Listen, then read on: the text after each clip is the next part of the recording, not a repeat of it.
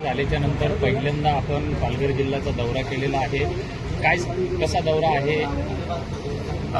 पालघर आणि या वसई विरारच्या येण्याच्या मागची जी भूमिका आहे, पालघर जिल्हा हा 2014ला निर्माण करताना ठाणे हा खूप मोठा जिल्हा झाला होता आणि पर्यायाने पालघर वसई विरार या सगळ्या परिसराकडे थोडं प्रशासकीय हे दुर्लक्ष होत होतं. त्यामुळे प्रशासकीय सुविधा मिळाव्या, जो मागासलेपण आहे तो दूर व्हावा, शहरामध्ये वस्त्या वाढत चाललेल्या त्या ठिकाणी सुविधा मिळावा या हेतूकरता 2014ला काँग्रेसने हा जिल्हा निर्माण केला होता.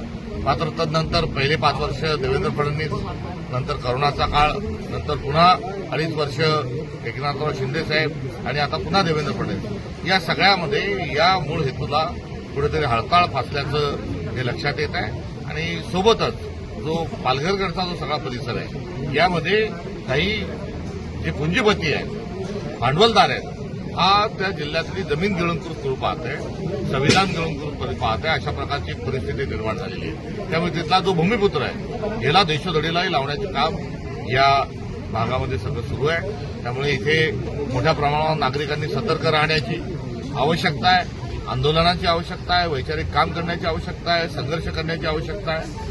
ही एकूण परिस्थिती आहे. पालघरच्या जिल्हाधिकाऱ्यांनी जी राईट ऑफ इन्फॉर्मेशनमध्ये माहितीच्या अधिकारामध्ये मिळालेली माहिती आहे ती एका सरपंचांनी प्रकाशित केली म्हणून गुन्हे दाखल करून ही जी दंडेलशाही आणलेली आहे ती मोगलांच्या आणि इंग्रजांच्या काळापेक्षाही वाईट अशा स्वरूपाचा जर एक निर्णय आणि अशी जर गोष्ट पालघरचे जिल्हाधिकारी करत असतील तर प्रशासन कोणत्या दिशेने चाललंय ही यातून स्पष्ट होतं.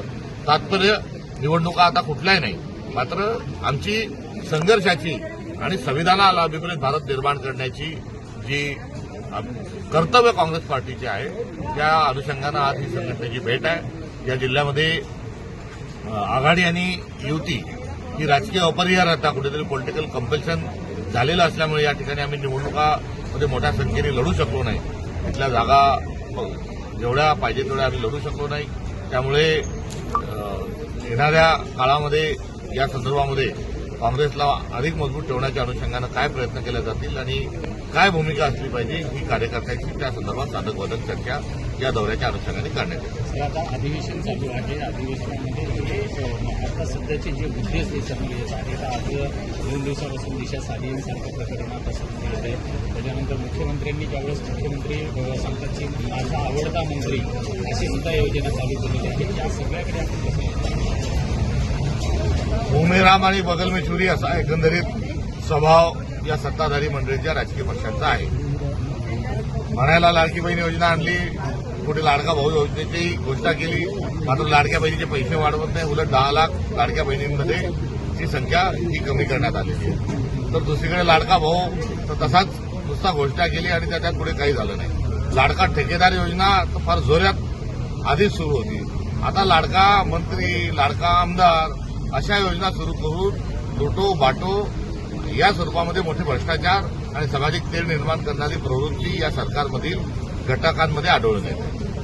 सर, दिशा साधी या प्रकरणाकडे आपण कसं बघाल? हे मुद्दा आत्ता बाहेर काढण्याचं काम यामध्ये शुद्ध राजकारण आहे. कोणत्याही घटनेचा तपास होत असेल तर त्यामध्ये कुठल्याही प्रकारची हरकत नाही. मात्र बदनामी करणे, ब्लॅकमेल करणे हे या सरकारची ही कार्यपद्धती राहिलेली आहे. त्यामुळे सीबीआय, ईडी यासारख्या ज्या साहित्य संस्था आहे या देखील राजकीय वेठीस धरल्या गेल्याचं गत काळामध्ये बघितलं आपण, तर तो त्यातला भाग आहे. त्यामुळे खोटे आरोप करणे किंवा ईडीचा धाक दाखवणे, पक्षांतर करणे ही प्रवृत्ती आधी होत राहिलेली आहे.